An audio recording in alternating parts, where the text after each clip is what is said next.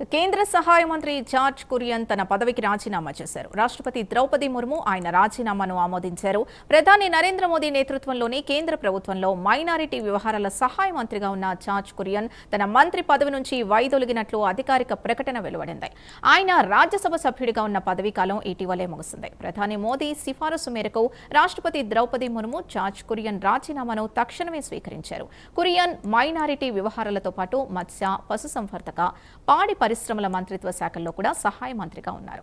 మరింత సమాచారం మా నేషనల్ బ్యూరో చీఫ్ కళ అందిస్తారు. కళ, ఢిల్లీ వేదికగా ఒక్కసారిగా కూడా కేంద్ర కేబినెట్ మరి నూతన రిజిస్ట్రీకి సంబంధించినటువంటిది జరుగుతుంది అన్నటువంటి ఊహాగానాలు ఒకవైపు వినిపిస్తున్నాయి.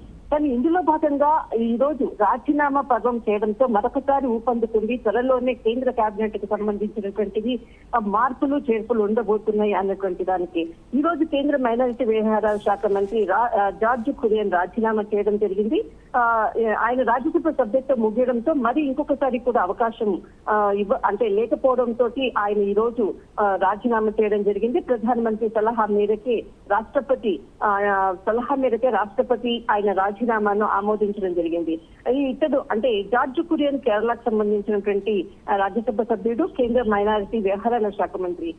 ఇక్కడ దాదాపు మనకు దీనికి సంబంధించి కేబినెట్ విస్తరణ జరగబోతుంది అన్నటువంటిది ఢిల్లీ వేదికగా జరుగుతున్నటువంటి రాజకీయ పరిణామాలు అనుకోవచ్చు. ఈ రోజు ఏదైతే రాజీనామా చేయడంతో ఒక్కసారిగా కీలకమైనటువంటి సమావేశాలు జరగబోతున్నాయి. కేంద్ర కేబినెట్ లో దాదాపు ఇప్పటి వరకు ఉండేటటువంటి మార్పులు చేర్పులు కొంత మార్పులు చేస్తూ తర్వాత కొంతమంది కొత్త వారికి కూడా అవకాశాలు ఇచ్చే విధంగా కూడా కేంద్ర కేబినెట్ ఊహరచన జరుగుతుంది అన్నటువంటిది వార్తలు కూడా వస్తుంది. కానీ ఈ రోజు రాజీనామా చేయడంతో త్వరలోనే దీనికి సంబంధించినటువంటిది కీలకంగా కూడా రాజకీయ పరిణామాలు జరగబోతున్నాయి ఢిల్లీ వేదికగా అన్నది మాత్రం ఖచ్చితంగా చెప్పవచ్చు.